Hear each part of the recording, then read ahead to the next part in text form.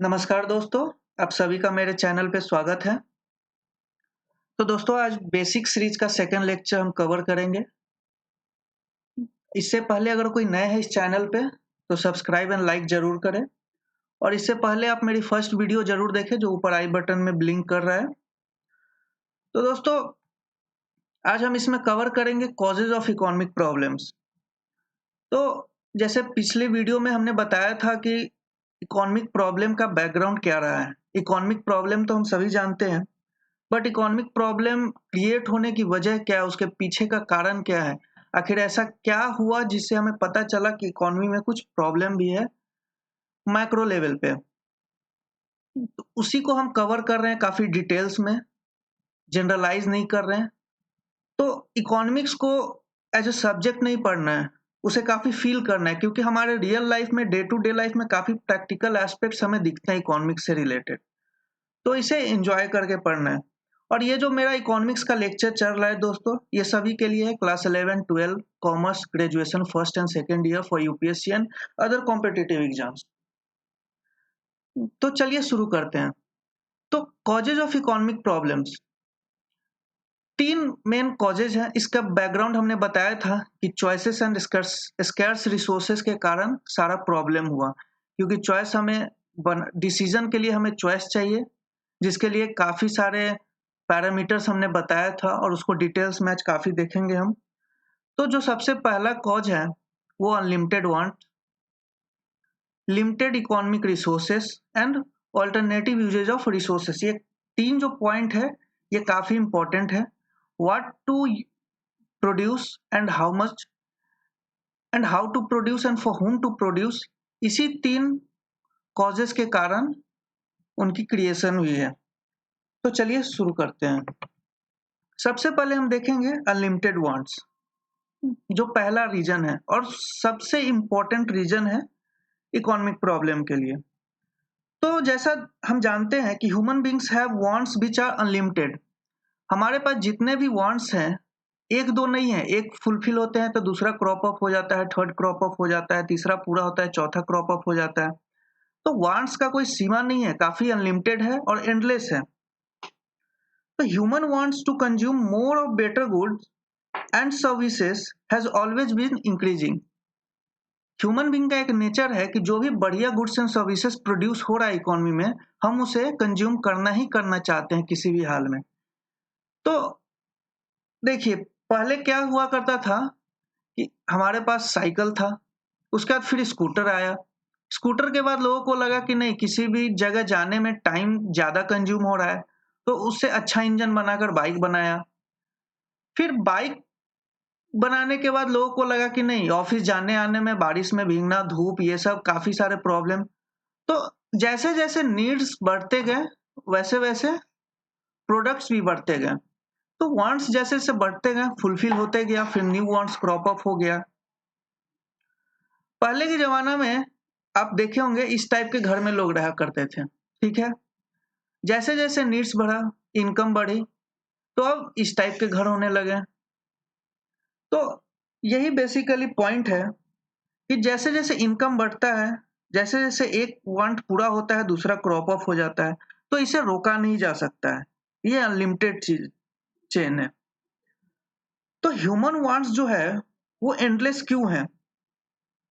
वो हमेशा keep increasing with the rise in people's ability to satisfy them. जैसे-जैसे उनका इनकम बढ़ता है, वैसे-वैसे वो अपने आप को, जैसे-जैसे उनकी एबिलिटी बढ़ती है टू पे फॉर सम कंजम्पशन गुड, तो वैसे-वैसे उनका वांट्स भी बढ़ते जाता है। तो आप सभी जानते हैं कि वांट्स क्या होता है, बट आपने कभी ध्यान दिया कि वांट्स जो है, एंडलेस होने का रीज़न क्या है उसके पीछे? मतलब इतना सारा वांट्स है, तो उसके पीछे रीज़न क्या है? तो देखिए, बहुत सारे रीज़न हैं, बट मेन जो 5 है, उस पे हम कवर करेंगे आज। जैसे पहला है कि people's desire to raise their standard of living, comforts and efficiency. तो हर ह्यूमन की इच्छा होती है कि उसका जो डे टू डे लाइफ है, स्टैंडर्ड ऑफ लिविंग है, वो इंक्रीज़ हो। जैसे इनकम बढ़ेगा, वो अपना स्टैंडर्ड ऑफ लिविंग बढ़ाना ही चाहेगा। कम्फर्ट वो खोजेगा, आरामदायक लाइफ, जैसे-जैसे इनकम बढ़ेगा, और एफिशिएंसी होनी चाहिए। सेकेंड है human tendency to accumulate things beyond their present need, इसे बोलते हैं लालची। ये जो पॉइंट है बेसिकली ग्रीडी से बिलोंग करता है। Human tendency to accumulate things beyond their present need, जितनी उसकी जरूरत है उससे ज्यादा वो एक्यूमुलेट करना चाहता है। जैसे इतना सैलरी है 50,000 पर मंथ, इसमें काम चल रहा है, बट नहीं और चाहिए और चाहिए। तो वेल्थ जो है वो एक्यूमुलेट करने का एक टेंडेंसी है ह्यूमन नेचर में। तो ये भी एक रीजन है जो कि वांट्स को एंडलेस बनाता है। उसके बाद multiplicative nature of some wants, इसको complement nature of some wants भी बोल सकते हैं। जैसे कि मान लेते हैं हमारे पास, मैंने एक बाइक खरीदी। अब बाइक खरीदने के साथ सिर्फ बाइक पे ही काम नहीं चलेगा, इसके लिए पेट्रोल चाहिए, बाइक का कवर चाहिए, ठीक है, फिर से कुछ कुछ टाइम पे सर्विसिंग चाहिए, और सर्विसिंग में भी मोबिल चाहिए होता है, फिल्टर चाहिए होता है। तो एक बाइक खरीदने से इतने सारे चीजों की इनडायरेक्टली वांट बढ़ जाता है, नीड बढ़ जाता है। तो multiplicative nature of some wants इसे ही कहते हैं। फोर्थ पे आते हैं basic needs for food water and clothing. ये तो नेसेसिटी है, ये तो सेटिस्फाई होना ही होना है। फिफ्थ है influence of advertisement in modern time create new kinds of wants and demonstration effect, इसे हमने पढ़ा भी होगा।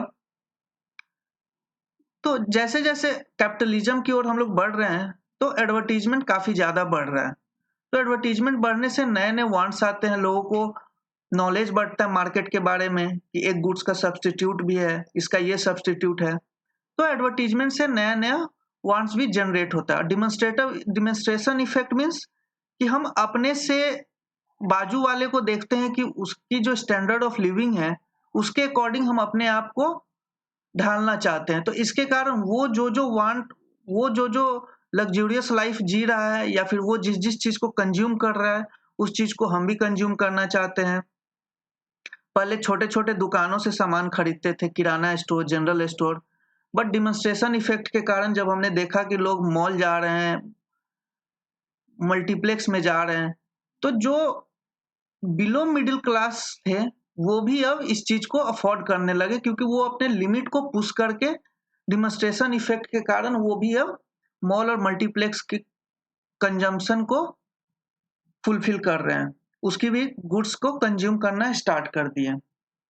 तो ये मेन 5 कारण है जिसके कारण कि वांट्स को अनलिमिटेड बताया गया है।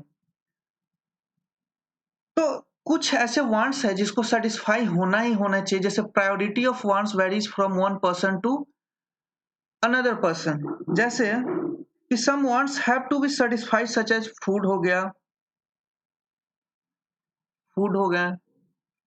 Cloth, shelter. तो ये सब मतलब ऐसे नीड्स में आते हैं जिसको सेटिस्फाई होना कंपलसरी है।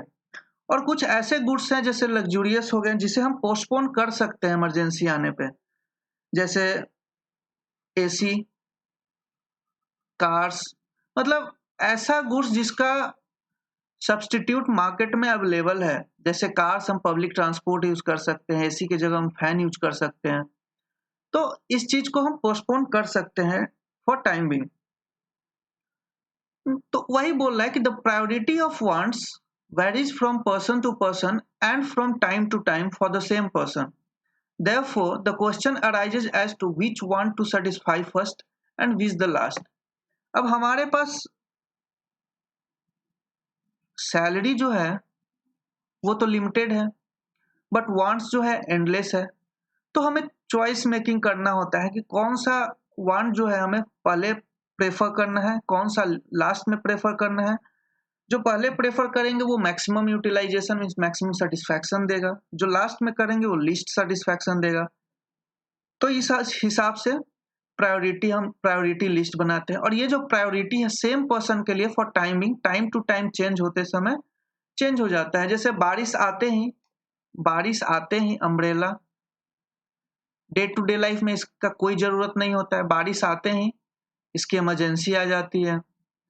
वैसे ही कोई फैमिली इमरजेंसी के कारण वो बाइक अफोर्ड कर सकता है, स्कूटर अफोर्ड कर सकता है, बट टाइम आने पे वो कार खरीद लेता है लोन लेकर। तो जैसे जैसे नीड्स बढ़ते हैं वैसे वैसे उसका वांट्स का सेटिस्फाई करने का लिमिट भी वो पुश करता है, और रिसोर्स सेम ही है, लिमिटेड है। तो यहीं से चॉइस मेकिंग होता है कि what to consume and how much to consume. कि मेरे पास सैलरी तो सेम ही है, बट हम कौन सी वांट्स को पहले सेटिस्फाई करें और कितना मात्रा में करें कि इससे बचाकर हम दूसरे वांट्स में भी यूज कर सकें। तो ये इसी मैनेजमेंट को दिखाता है। तो बेसिक प्रॉब्लम जो है यही था कि अनलिमिटेड वांट्स, जो फर्स्ट कॉजेस था अनलिमिटेड वांट्स, क्योंकि मेन प्रॉब्लम यही है, जो चॉइस मेकिंग जो हम लोग करते हैं उसका मेन रीजन यही है, अनलिमिटेड वांट्स। अगर लिमिटेड वांट्स रहता, हमें अगर स्कूटर ऐसा माइंडसेट हो जाता कि लाइफ टाइम स्कूटर ही चलाना है, तो सैलरी बढ़ते जाता, बट जो वांट्स है वो वहीं रहता। तो इसमें कोई प्रॉब्लम ही नहीं होता, हमें चॉइस मेकिंग ही नहीं करना होता, सिंगल यूज कर रहे हैं उसी पे यूज करते रहना, कोई फर्क नहीं पड़ता इनकम बढ़े नहीं बढ़े। तो जैसे ही वांट्स हमारा नीड बढ़ते जाता है वैसे ही चॉइस मेकिंग का डिसीजन करना पड़ता है। और मान लेते हैं कि अगर रिसोर्स भी बढ़ रहा होता और वांट्स भी बढ़ रहा होता फिर भी कोई प्रॉब्लम नहीं होता, बट रिसोर्स उतना ही है, गिवन अमाउंट में है, बट वांट्स जो है डे बाय डे बढ़ रहा है। तो इसके कारण इकोनॉमिक प्रॉब्लम आ जाता है हमारे मार्केट में। दूसरी कॉजेज जो है वो है लिमिटेड रिसोर्सेस। अब अनलिमिटेड वांट्स जो है उसको सेटिस्फाई करने के लिए जो चीज हमें चाहिए वो काफी लिमिटेड मात्रा में। जैसे scarcity of resources is the root cause of all economic problem. जैसे हमने बताया कि अनलिमिटेड वांट्स तो है जिसके कारण चॉइस मेकिंग करना पड़ता है, बट काश अगर हमारे पास अनलिमिटेड रिसोर्सेस होता तो प्रॉब्लम ऑफ सैल्वेशन होता ही नहीं, कोई प्रॉब्लम ही नहीं होता, जिसमें जितना मन हम एलोकेट कर देते हैं, हर चीज का कंजम्पशन करते हैं, कोई तरह की प्रॉब्लम नहीं होती। बट रिसोर्स क्या है, लिमिटेड है। तो मेन प्रॉब्लम जो है यही है। तो all resources that are available to the people at any point of time for satisfying their wants are scarce and limited। तो किसी पॉइंट ऑफ टाइम पे किसी एक इंसान या इंडिविजुअल या सोसाइटी की बात करें तो उसके सारे वांट्स को सेटिस्फाई करने के लिए जो रिसोर्स चाहिए वो काफी लिमिटेड है। Resources scarcity is relative term, implies that resources are scarce in relation to the demand for resources। इसे रिलेटिव टर्म बोले, रिलेटिव मतलब कि हम किसी दूसरे या तीसरे से रिलेट करते हैं, कंपेयर करके तभी इसे रिलेटिव टर्म बताते हैं। तो इसे किससे कंपेयर किए, इसे डिमांड से कंपेयर किए। तो बात है कि जितना इसका ज्यादा डिमांड होगा, ये तो लिमिटेड है, तो मान लेते हैं कि हमारे पास इतना पीस ऑफ लैंड है और इसका डिमांड काफी ज्यादा है, ये सारे इसके डिमांड्स हैं, तभी हमें पता चल रहा है ना कि ये स्केयर्स है, ये काफी लिमिटेड है, क्योंकि इसका इतना सारा डिमांड है, हम कहाँ कहाँ यूज करें। बट अगर मान लेते हैं कि यही पीस ऑफ लैंड रहता और डिमांड जो था इतना ही रहता, सिंगल डिमांड रहता, तो इसके स्केयर्स होने का कोई ऐसा फीलिंग ही नहीं आता मार्केट में, क्योंकि इसका डिमांड ही नहीं है उतना, जितना डिमांड है उससे ज्यादा यहाँ पे रिसोर्स पड़ा हुआ है, इसमें एलोकेशन के बाद भी मेरे पास काफी सारा रिसोर्सेज बच जाएगा। तो ऐसा कुछ पता ही नहीं चलता कि लिमिटेड रिसोर्सेस है। बट लिमिटेड रिसोर्सेस ये कैसे पता चला, ये पता चला क्योंकि इस रिसोर्स का बहुत हाई डिमांड है। The scarcity of resources is the mother of all the economic problem. It forces people to make choice। जैसे मैंने बताया था कि अनलिमिटेड वांट्स है, उसे फुलफिल करने के लिए जो रिसोर्स है वो काफी स्केर्स है, तो ये फोर्स करता है किसी इंडिविजुअल को कि वो चॉइस मेकिंग करे, क्योंकि कम सामान है, ज्यादा डिमांड है। अब उस कम सामान को हम कहाँ ऐसा एलोकेट करें जो हमें मैक्सिमम सेटिस्फैक्शन दे, तो इसके लिए चॉइस मेकिंग तो करना ही पड़ेगा। जो आउटकम, जिसका आउटकम होता है डिसीजन मेकिंग, जैसे हम इकोनॉमी में पढ़ते हैं decision making for any phenomenon. तो जो चॉइस हम लोग करते हैं अपने लिमिटेड रिसोर्सेस के कारण, तो उसी से जो हम डिसीजन लेते हैं कि हाँ हम इस चीज को यहाँ एलोकेट करेंगे जिससे हमें मैक्सिमम बेनिफिट होगा, तो उसी को डिसीजन मेकिंग बोलते हैं। अब रिसोर्सेज जो है ये जैसा पहले भी वीडियो में मैंने बताया था कि ट्रेडिशनली जो नेचुरल रिसोर्सेस है, लैंड, हम लैंड से जो भी चीज पाते हैं वो सब लैंड रिसोर्स में आता है। मिनरल, वाटर, लैंड पे फैक्ट्री बना दे, प्लेग्राउंड बना दे, तो ये सब लैंड में आता है। उसके बाद आता है ह्यूमन रिसोर्स, लेबर। लेबर में सारे सर्विसेज आ गए, जैसे टीचर, वेटर, डॉक्टर। अब लेबर में हम जब देखेंगे तो इसके काफी सारे काइंड्स होते हैं। तो जैसे लेबर में मेन एक आता है फिजिकल एंड मेंटल। फिजिकल में क्या हो गया, जहां हमें फिजिकल स्ट्रेंथ की जरूरत पड़े, जैसे रिक्शा चलाने वाला हो गया, रिक्शा पुलर। फिर फैक्ट्री में जो काम करता है, वर्कर। मेंटल में क्या हो गया कि जो mental fatigue is more in comparison to physical fatigue, मतलब जो एग्जॉस्टिंग पावर जो है वो ब्रेन का ज्यादा हो रहा है। जैसे डॉक्टर, टीचर, यहाँ ये लोग अपने नॉलेज का ज्यादा यूज करते हैं, ब्रेन का ज्यादा यूज करते हैं, फिजिकली ये लोग ज्यादा यूज नहीं करते हैं। दूसरा आता है स्किल्ड, अनस्किल्ड लेवल। स्किल्ड में आ गया कि जहां आपको स्पेशल नॉलेज की जरूरत पड़ती है। स्पेशल नॉलेज हो गया जैसे learning, training and efficiency in performing the work. तो इसमें वही सब आएगा, इंजीनियर, टीचर, साइंटिस्ट।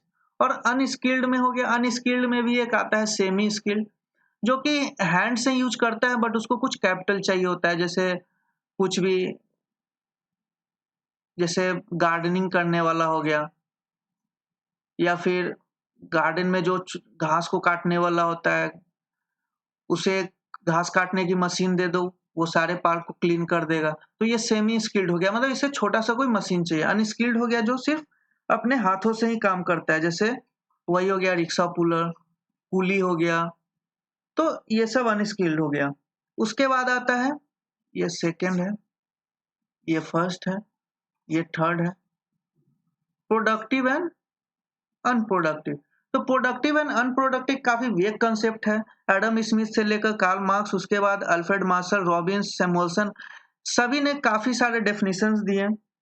किसी ने बोला कि टीचर्स जो है वो अनप्रोडक्टिव में आएगा, क्योंकि ये नेट ऐड टू जीडीपी कुछ नहीं देता है। किसी ने बोला नहीं, टीचर आएगा, जो जो वेज लेता है वो आएगा, जो रेंट लेता है वो आएगा।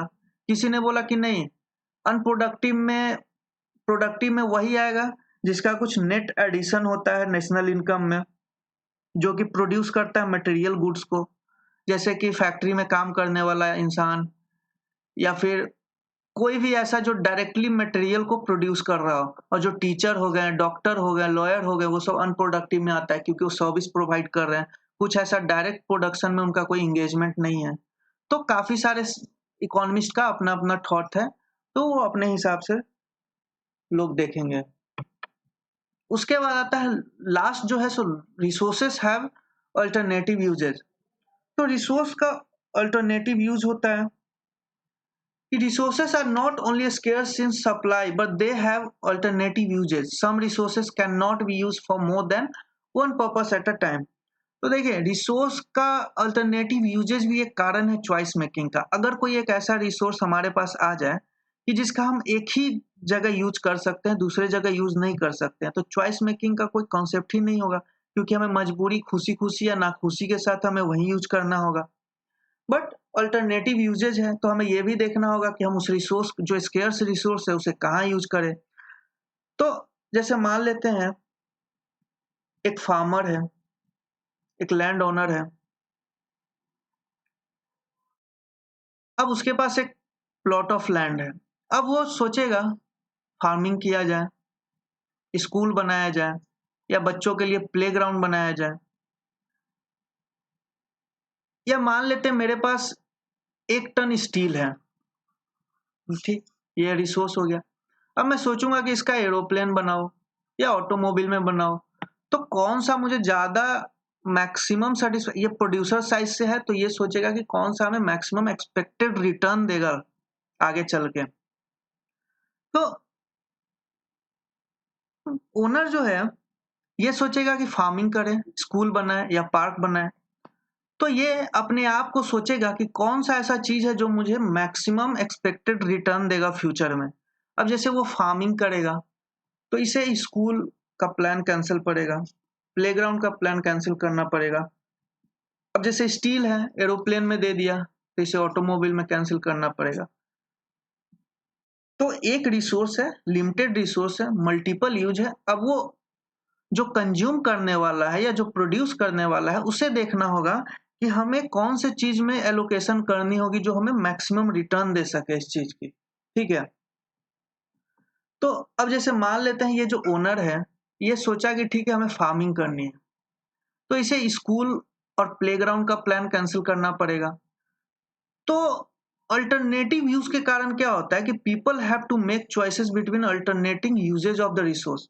तो यहाँ पे ओनर को क्या हो गया, काफी सारे सोच समझ के फैमिली के साथ मीटिंग करके वो सोचा होगा कि नहीं फार्मिंग ही करते हैं, इससे ज्यादा बेनिफिट आएगा, स्कूल और प्लेग्राउंड नहीं करते हैं। तो वो डिसीजन मेकिंग किया। ठीक है, यहाँ पे ओनर को सोचना ही पड़ेगा चॉइस के बारे में क्योंकि मल्टीपल यूज है एक रिसोर्स का, ऐसे ही यूज नहीं कर देगा क्योंकि रिसोर्स काफी महंगे आते हैं। तो अब देखिए अब वो फार्मिंग करेगा बट इसे ये चीज तो छोड़ना पड़े। तो एक चीज का बेनिफिट लेने के लिए उसे बाकी चीज जो छोड़ना पड़ रहा है उसी को अपॉर्चुनिटी कॉस्ट कंसेप्ट कहते हैं। ठीक है, जैसे अगर वो फार्मिंग करेगा तो उसे प्लेग्राउंड और स्कूल छोड़ना पड़ेगा, या फिर वो एरोप्लेन बना रहा है तो उसे ऑटोमोबाइल में इन्वेस्टमेंट छोड़ना पड़ेगा। तो फार्मिंग के लिए जो वो स्कूल और प्लेग्राउंड छोड़ा उसी को अपॉर्चुनिटी कॉस्ट कहते हैं। मींस आप एक चीज को लेने के लिए दूसरे को गिव अप करते हैं। ठीक है, वो फार्मिंग करने के लिए उसे स्कूल और प्लेग्राउंड का जो कॉन्सेप्ट था उसे गिव अप करना पड़ा। तो ऐसा है कि if used as a farming, owner has to forgo or the give up the return expected from its alternative uses जैसे प्लेग्राउंड हो गया या फिर स्कूल हो गया। तो इसी को अपॉर्चुनिटी कॉस्ट कहते हैं। तो अपॉर्चुनिटी कॉस्ट क्या होता है इसको समझते हैं, शॉर्ट में ही समझते हैं। जैसे वो फार्मिंग करेगा, ठीक है, तो फार्मिंग का क्या कॉस्ट पड़ेगा। अब इसे फार्म करके हार्वेस्ट करके बेच के ये तो इसका तो कॉस्ट नहीं निकाला जा सकता है ना, वो तो प्रोडक्शन का कॉस्ट निकलेगा। तो इस ओनर के लिए इस फार्मिंग को चूज करने का क्या कॉस्ट पड़ा, तो इसका वही कॉस्ट पड़ेगा जो इसका कॉस्ट होगा। जो स्कूल और प्लेग्राउंड जो इसने गिव अप किया है तो इसका जो कॉस्ट होगा वही इसका कॉस्ट होगा, क्योंकि ये अपॉर्चुनिटी है। फार्मिंग जो हुआ वो मेरे लिए अपॉर्चुनिटी है, उसे हमने एक अपॉर्चुनिटी की तरह चूज किया। तो इसके लिए हमें क्या करना पड़ा, ये दो चीज को छोड़ना पड़ा। तो इसका जो कॉस्ट होगा दोनों चीज का वही इसका कॉस्ट हो जाएगा। तो इसके गिव अप करने का जो कॉस्ट है वही मेरे इसके चूज करने का कॉस्ट हो जाएगा। तो अब समझ में आया कि अपॉर्चुनिटी कॉस्ट क्या होता है, कि जो चीज हमने चूज किया कि हाँ इसमें हमें एलोकेट करनी है और जो चीज हमने छोड़ा तो छोड़ने वाले चीज का जो कॉस्ट होगा वही मेरा जो चूज किया है मैंने उसका कॉस्ट होगा। ठीक है, तो आई होप आपको अच्छे से समझ में आया होगा। तो अच्छे समझ में आया तो लाइक एंड सब्सक्राइब जरूर करें। तो इस वीडियो में यहीं तक, नेक्स्ट वीडियो में हम कवर करेंगे मेनली जो 3 सेंट्रल प्रॉब्लम है वो काफी डिटेल में। तब तक के लिए stay home, stay safe, good bye.